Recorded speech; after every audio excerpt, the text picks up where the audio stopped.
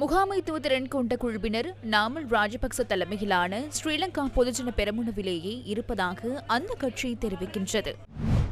நீங்கள் இப்போது கௌபே வழியாக ஆன்லைனில் போக்குவரத்து அபராதங்களை செலுத்த முடியும்.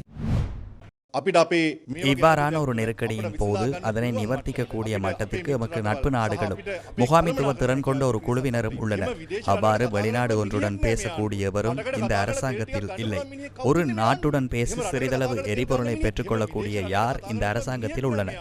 அவ்வாறு ஒரு நாட்டுடன் பேசி எரிபொருள் பெற்றுக்கொள்ளக்கூடிய எவரும் இந்த அரசாங்கத்தில் இல்லை.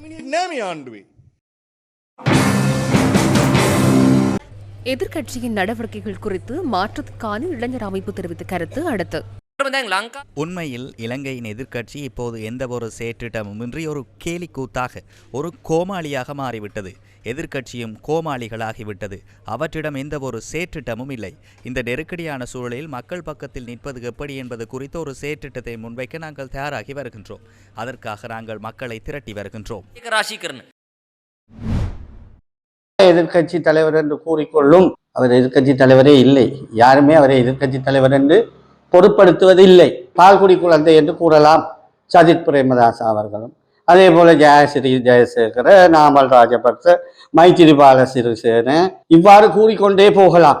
இவர்கள் அனைவரும் மீண்டும் இந்த நாட்டை எவ்வாறு கொள்ளையடிக்கலாம், இந்த நாட்டை எவ்வாறு இந்த அரசாங்கத்திடமிருந்து தட்டி பறிக்கலாம் என்ற வகையிலே சூழ்ச்சிகளை செய்து வருகின்றார்கள்.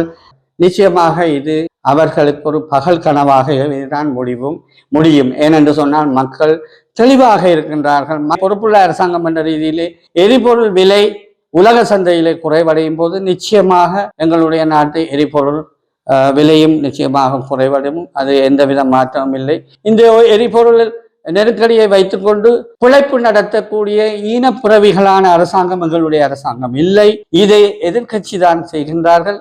எதிர்கட்சியினுடைய போலி பிரச்சாரங்கள் எடுபடப் போவதில்லை. அவர்களுடைய அரசியல் வாழ்வு அஸ்தமித்து கொண்டிருப்பதை அவர்களால் ஜீரணிக்க முடியவில்லை.